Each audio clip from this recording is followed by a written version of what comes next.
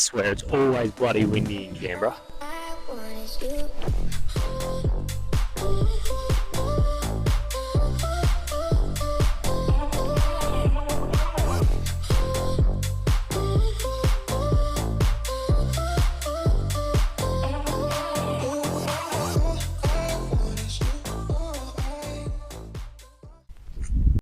Hello, what's going on, guys? Welcome back to another episode. So a lot has changed in the last 4 years, I think, with this car. I'm going to run you through what parts I use, what I do recommend. I'm just going to put a disclaimer out there again with most of my videos. I'm not sponsored, so any part I show in this video, purely just off choice, just because I know it's worked for me in the past and other people that I know. Again, it's a windy day, a day I choose to film, and it's bloody windy. Anyway, start up the front, going for the big Tube Deluxe Summit ARB bull bar with matching side steps. Got the Ultra Visions on. These Ultra Visions are awesome. They are so good. I used to just have little XDMs from BCF. They did the job, nothing wrong with that. But the boys at Audiotech in Canberra hooked me up with these ones, along with a Warn Evo 12,000 pound winch. I got Steedy fog lights. These suit most ARB Summit bull bars. They got a daytime running light as well in there. Looks awesome. Shout out to one of my good mates. He actually got me this grill, which has on top in it. I fabbed up a little bit of plate just to bring out the lettering, which is sprayed in sandy taupe. Got the GME XRS. So moving down the side, I've got a Fabulous Fabrications 4-inch stainless steel snorkel. That feeds into the airbox. That's a great addition.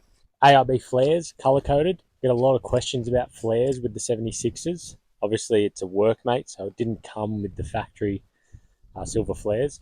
So a pack of 4 from these, from ARB. They've been great so far. Got the clear views, not the next gens. I just like the original. I feel like they're a bit more pokey. A lot of people don't like the sort of elephant Dumbo ears on them, but I actually don't mind them. They come in handy quite a lot, towing the builder's trailer for work. Blacked out all the badging, all the handles. Obviously window tint. Moving up the top, we've got the Rhino Rack Pioneer platform. That's the biggest one I could get for the 76. Got some steady lights just for camping. The shovel holder, the crash pad cover for the shovel. If you don't have this cover, I'll give you a closer look. It is actually one of the best things you can do, because what's the shovel used for? Digging in the dirt. Put a cover on, doesn't drip on your car. Winner. Moving down the side a little bit more, ARB Touring. This is the Mark II shower ensuite tent. That's awesome. Roll that out. It's got a sort of a floor that catches all the water for you, so you're not really standing in mud either. It does drain the water, but a lot of other shower tents are just the 4 walls, and you're still standing on the normal ground, where this, you're actually standing on a bit of, not canvas, whatever the word is. It's got some shower sort of shampoo holders and whatnot in there, toothbrush holders, soap holders, all built in there, and it's got a built-in light. So that is awesome. We'll move around the back now. These are all from PM Canvas products. Pretty sure they're over there in Western Australia. That is awesome. I put a Bunnings like $12 plastic white bin in there, and you still got a bit of room beside that bin just to put hoses or anything like that if you need to not fit in the back, I guess. So the rear bar itself is a Thorburns Fabrication rear bar. Comes with the 2 jerry holders, and the swing away fits a 35 nicely. Comes with the lights, for reverse lights obviously. It's got number plate lights. That is a Milford tow bar, but this rear bar does fit with the factory tow bar, so it's not integrated into this rear bar. These recovery points, they are in line with the chassis of the vehicle. That's a big selling point. And it's got high lift jacks on the side, all LED lights for your indicators and brakes and parking and whatever. Keep that looking nice and shiny. So the ladder is a front runner ladder, obviously suited to these cars. A lot of questions come through about the jerry can holders and the ladder. How does it work? I've actually modified the ladder, which is kind of what you have to do. shrink it a little bit where it bolts to the door above the number plate there, just to suit this, so you can close this, lock this up, and that all integrates really well. I've got the Selfie RFI antenna at the back here. Look, does that work? Does that not work? I think it works. A lot of people, they're a bit unsure about it still, but you've got to use the app properly that it comes with. So around this side of the car, one of the biggest, I suppose, attractions about the car, if you will, is this thing is from the Cruiser company. Now, this is called an accessory panel. Usually these cars, they got like a little black vent there. I'm pretty sure the Troopies have it as well. So this has got air, which is hooked up to an ARB twin compressor in the back, water in and water out, obviously hooked up to the tank inside, and a 12-volt Anderson plug.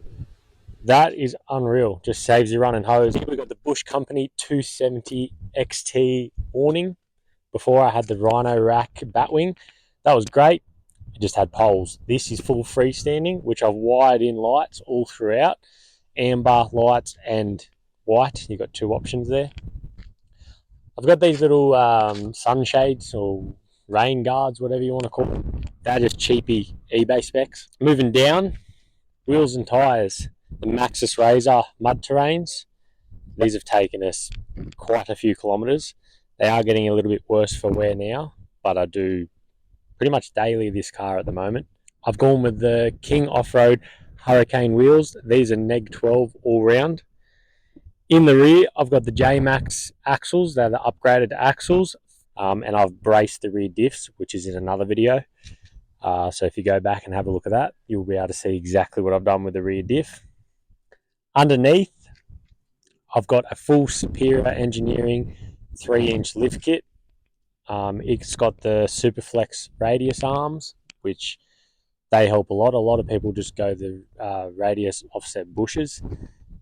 I felt the car was sort of shopping trolleying, if that will. The wheels will sort of be doing this at the front. That's how it felt.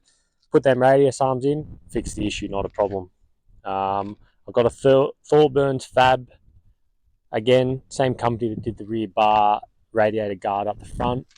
Nice colour, nice and anodised. We've got a 50-inch light bar up the top with Steedy, which goes underneath. Maxtrax full time. This little sticker here, nice little black door runner. I reckon that matches in real nice with the rear bar and the bull bar line. Just nice, all black.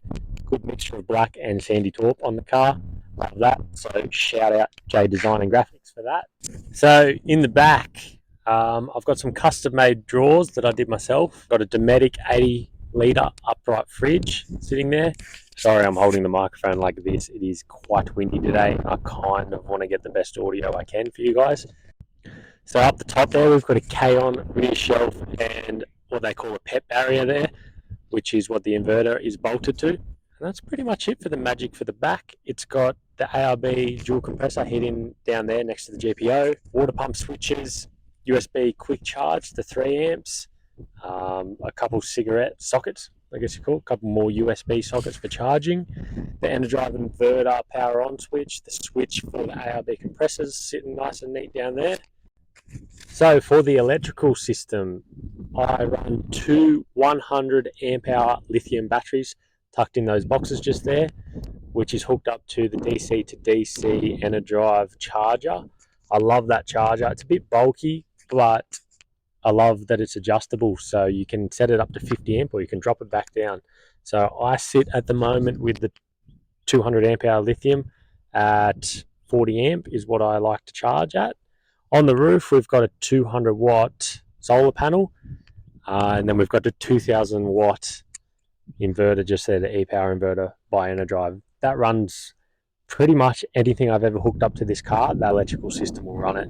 Up the front, I've got an ePro Plus monitor, which I sit on my cruiser console's center console. That way I'm driving, I've always got an eye on the battery, what's coming in, what's coming out, and a state of charge percentage.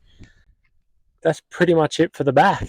We'll go inside the cockpit now and have a look. All right, in the cockpit, we've got Pro Seat audio, Land Cruiser stitched seats. These are sort of a replica for a VE GTS.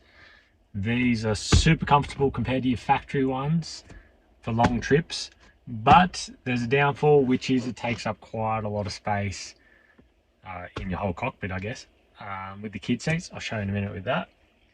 Down here, I've got the cruiser consoles full length with a Selfie switch, 2 cup holders, and a bit of a play area. With my Enerdrive ePro Plus, man, gear stick extension. These aren't too bad actually.